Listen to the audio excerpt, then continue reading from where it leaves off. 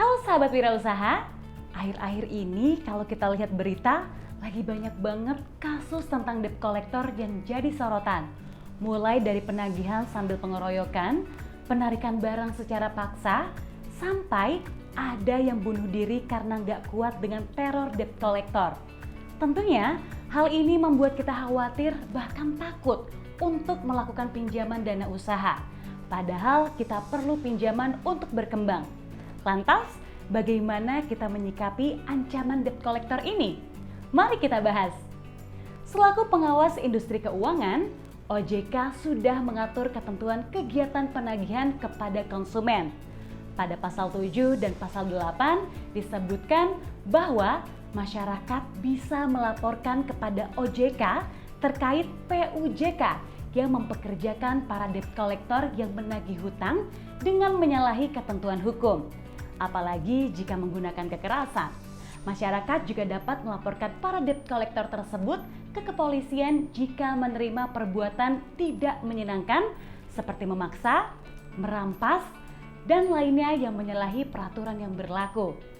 Melalui Asosiasi Fintech Pendanaan Bersama Indonesia, OJK juga terus mendorong agar asosiasi lebih peduli. Akhirnya, sekarang ada kesepakatan agar para penyedia pinjaman online hanya menggunakan jasa perusahaan debt collector yang tersertifikasi, sehingga menganut kode etik yang sama. Debt collector yang melanggar kode etik akan masuk daftar hitam dan tidak bisa lagi digunakan jasanya oleh seluruh perusahaan yang tergabung di AFPI. Pada kode etik tersebut, diantaranya berisi larangan aktivitas penagihan dengan cara menggunakan ancaman, kekerasan dan atau tindakan yang bersifat mempermalukan, menggunakan tekanan secara fisik maupun verbal, menggunakan komunikasi secara terus-menerus yang bersifat mengganggu. Selain itu, OJK juga mengeluarkan ketentuan yang mengatur setidaknya 5 prinsip atau hak yang harus didapat oleh tiap konsumen lembaga jasa keuangan atau LJK. Sebagai konsumen produk keuangan, kita memiliki hak untuk mendapatkan informasi tentang produk keuangan tersebut dengan sejelas-jelasnya, alias akurat, jujur, jelas, dan tidak menyesatkan. Kita juga berhak untuk mendapatkan akses yang setara pada produk keuangan yang dilayani tanpa sikap diskriminatif karena perbedaan agama, ras, suku, dan lainnya oleh LJK apapun dan dimanapun. Dalam hal ini, kita berhak untuk mendapatkan pelayanan yang handal, di mana sistem prosedur yang dijanjikan sesuai dengan implementasinya. Jadi, kita sebagai konsumen juga merasa ditangani dengan baik. Ketika membeli sebuah produk keuangan, kita banyak membagi data pada penyedia layanan, mencakup nama, KTP, nama ibu, suami atau istri, nomor handphone, alamat, dan lain sebagainya. Pahami bahwa kamu memiliki hak untuk mendapatkan perlindungan data pribadi tersebut.